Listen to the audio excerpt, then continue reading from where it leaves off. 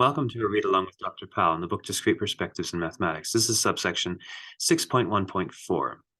Is the Smith normal form unique? Is there another way of doing column and row operations so we end up getting something else, another form like this versus that?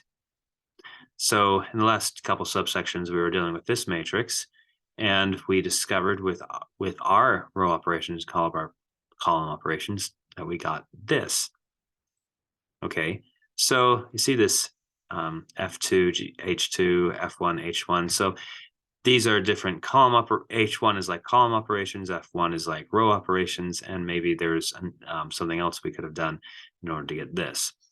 Does that actually happen? So this little subsection walks through why that can't happen. Okay, so it's kind of like this. So we have this is our matrix. It's a function. And the different column operations, right? These are functions before. In fact, these are bijections, and they preserve structure, so they're isomorphisms. These ones right here as well, isomorphisms. They are row operations, two different ways. All right. So this is just kind of, this is, the domain and the codomain of each function written out.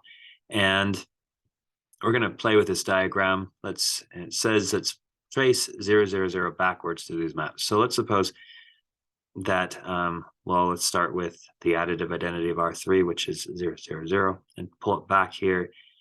And same thing here, pull it back.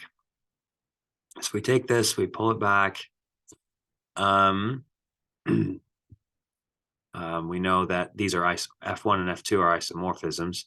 And so really the 0 only has one thing, and it's fiber in both cases. And it's the same thing, just the 0 additive identity, because they're injective maps. Okay, so basically they pull back to the same place. Now, this pulls back here. Now, G itself was not particularly isomorphism necessarily. In fact, it wasn't in our calculation because we had even like more things going to 0 than just 0. I mean, E3 was going to 0. We noticed in all of this whole composition, in fact, and it should have been behaving isomorphically like G was. So, okay, so maybe there's something more to this. There's something more to the fiber over 0, the preimage. So let's label it like that. And we take this, and then we can take the preimage of whatever we get here, this whole set, which is actually a vector subspace here. The preimage of 0, that's like the chunk that goes to 0 in the merge, and that chunk that contains 0. We saw in the first little video here that would actually be a vector subspace. So this vector subspace, then we push it backwards, and we say, and it will, since it contains 0 in here, and this is a vector preserving map. This is again a vector vector subspace. In fact, this is an isomorphism, so it goes both ways. So this is isomorphically equal to whatever is here, and similarly over here. So we can pull it back in those places. All right. Okay, and this just describes kind of what we're talking about, that this is a vector space, and those are vector spaces. Let's see what it says here. So for any surjection H, you go from the preimage of S to S is okay,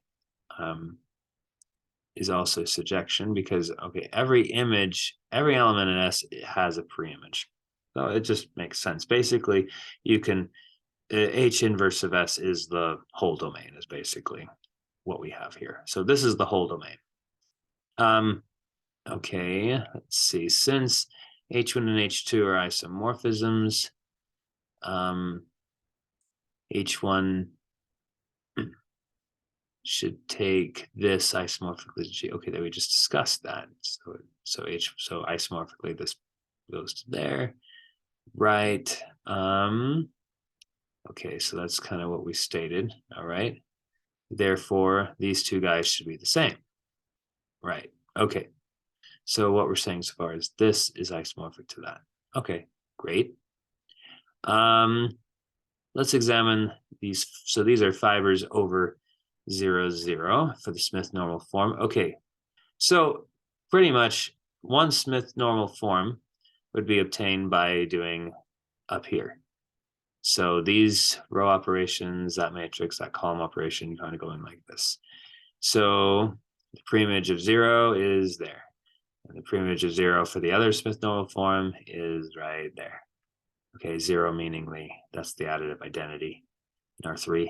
Okay, so, okay, we're going to examine these two different fibers.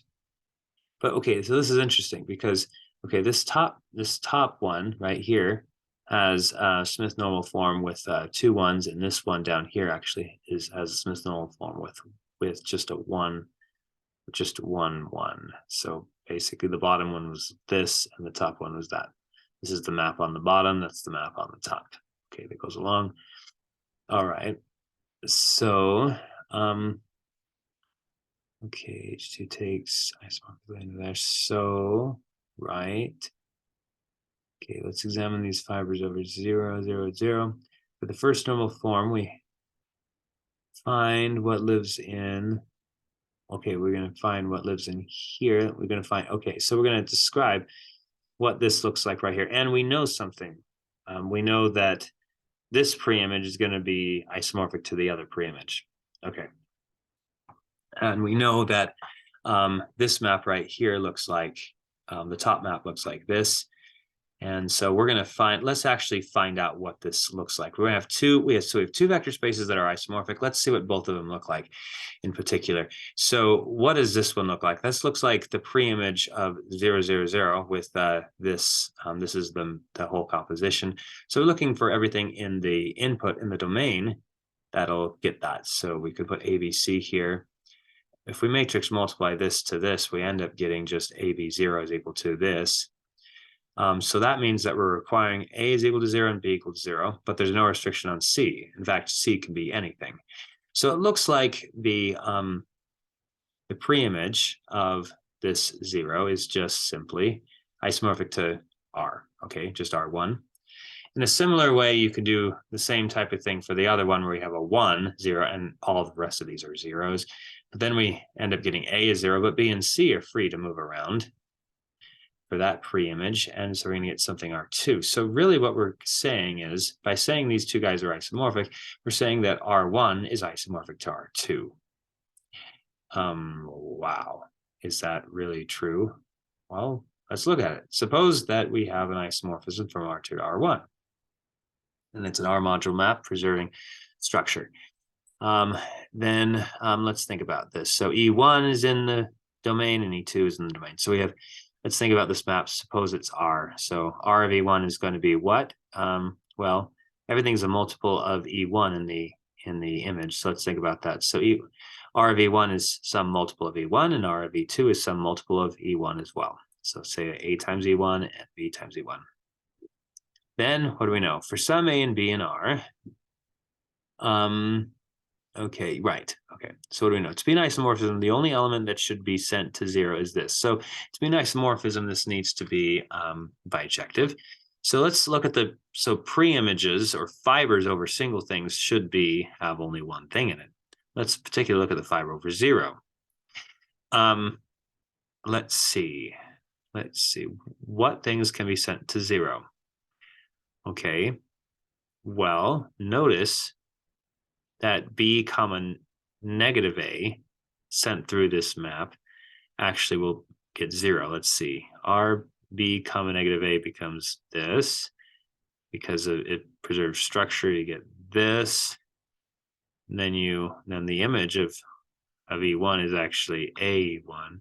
Image of E2 is BE1. And notice that in this you have AB1 minus ABE1, which is 0. So actually that's a contradiction, which means